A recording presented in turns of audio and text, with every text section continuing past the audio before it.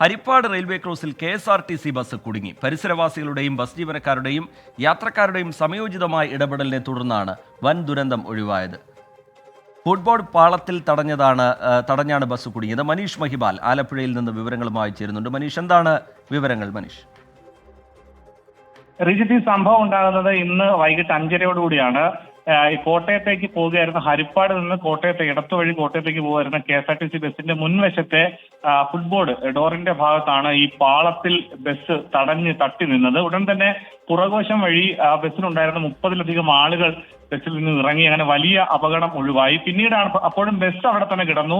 ഉടൻ തന്നെ, അതായത് 20 മിനിറ്റുകൾക്കുള്ളിൽ തന്നെ അടുത്ത ട്രെയിൻ ആ വഴി പോകുന്നുണ്ടായിരുന്നു. പക്ഷെ ആ സമയത്തിനുള്ളിൽ തന്നെ 10 മിനിറ്റ് സമയം കൊണ്ട് തന്നെ അവിടെ ഉണ്ടായിരുന്ന പരിസരവാസികളും ബസ് ജീവനക്കാരും യാത്രക്കാരും സംയോജിതമായി ഇടപെട്ട് ബസ് പാളത്തിൽ നിന്ന് തള്ളിയിറക്കിയ ശേഷമാണ് പിന്നീട് 10 മിനിറ്റുകൾക്ക് ശേഷം ട്രെയിൻ കടന്നു. അങ്ങനെ 10 മിനിറ്റുകളുടെ ഒരു വ്യത്യാസത്തിലാണ് അവിടെ ബസ് തള്ളി നീക്കിയിട്ടുള്ളത്. നേരത്തെ ഇവിടെ അപകടങ്ങൾ ഒക്കെ തന്നെ പതിവാണ്. കാരണം നേരത്തെ സിംഗിൾ ലൈൻ ആയിരുന്നു, ഇപ്പൊ ഡബിളിംഗ് ചെയ്തിട്ടുണ്ട്.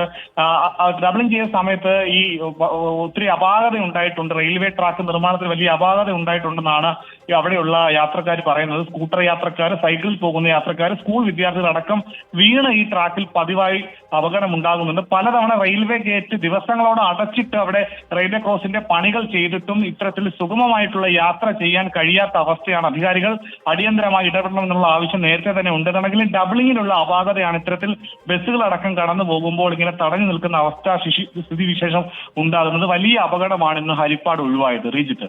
ശരി, മനീഷ് മഹിബാൽ ആലപ്പുഴയിൽ നിന്ന് വിവരങ്ങൾ നൽകുകയായിരുന്നു.